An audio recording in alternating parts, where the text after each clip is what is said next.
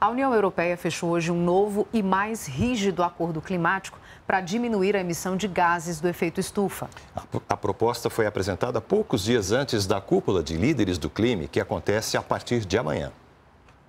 A meta é reduzir em 55% a emissão de gases líquidos do efeito estufa até 2030, em relação ao final da década de 90.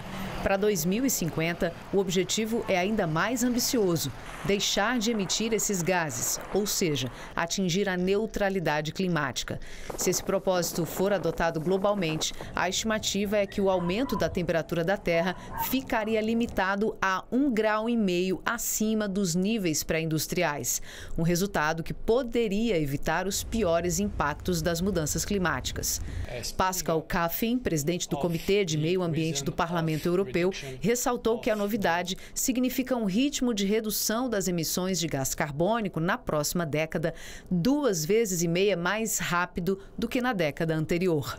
O acordo foi fechado poucos dias antes da cúpula de líderes sobre o clima, organizado pelos Estados Unidos, e representa uma lei de mudança climática histórica que coloca a União Europeia como líder global no enfrentamento desse problema.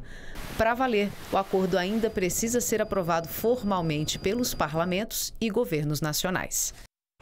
Como a gente viu aí na reportagem, esse acordo da União Europeia foi apresentado um dia antes de começar a cúpula de líderes do clima. O Brasil é um dos países que participam dessa cúpula. E para falar sobre esse assunto, a gente conversa com o nosso comentarista, o cientista político e professor da Universidade de Brasília, professor Ricardo Caldas. Bem-vindo, boa noite, obrigado pela presença mais uma vez. Vamos falar então dessa cúpula que está sendo organizada pelos Estados Unidos, o que sinaliza para a gente uma mudança do país em relação à política que ele determina em relação ao clima. São os Estados Unidos hoje um dos maiores emissores de gás carbônico, o maior, na realidade, só perde para a China. Ele está reunindo 40 países, entre eles o Brasil. Essa mudança dos Estados Unidos nessa política climática afeta de que forma também aqui o Brasil?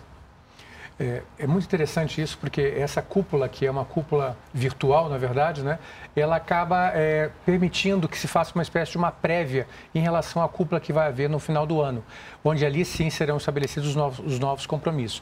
Os Estados Unidos havia se retirado no governo Trump do Acordo de Paris e, com isso, qualquer tipo de compromisso dele perdeu a validade, uma vez que, além de serem voluntários, ele se sentia livre ou não para cumpri-los. O fato de Joe Biden ter chamado essa cúpula para os Estados Unidos, essa cúpula de líderes, não com todos os países, mas os países mais ativos, entre os quais o Brasil, significa que os Estados Unidos mudou de posição e o Brasil acabou tendo que se posicionar e ver qual o melhor posicionamento que ele poderia adotar, tanto em relação a essa cúpula quanto em relação ao Acordo de Paris.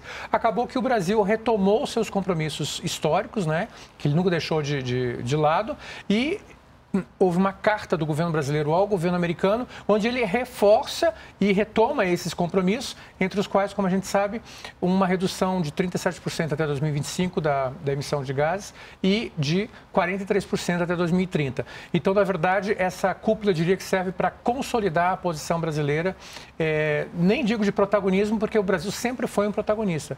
Não é por acaso que nós tivemos a Eco 92 sediada aqui no Brasil, no Rio de Janeiro. Então, é uma oportunidade para o Brasil retomar esse protagonismo mundial. Professor, vamos só lembrar que ontem a gente falou aqui no Repórter Brasil de uma política do governo para reduzir a emissão de gás carbônico na agricultura, Sim. né? Uma outra boa sinalização. Nós temos 3 grandes políticas no momento que estão relacionadas à questão do baixo carbono, né? Nós temos o programa da Floresta Mais, nós temos também o programa Adote um Parque e agora temos esse plano agrícola de baixo carbono. Então, esses 3 programas, se derem o resultado esperado, se eles atingirem as metas, podem contribuir para a redução de 37% que o Brasil já se posicionou, já era um acordo que o Brasil tinha firmado e então ele vai estar mais próximo de chegar a esse objetivo, que é um desafio para todos. E amanhã a gente volta com esse assunto e com o senhor aqui também. Obrigada pela participação.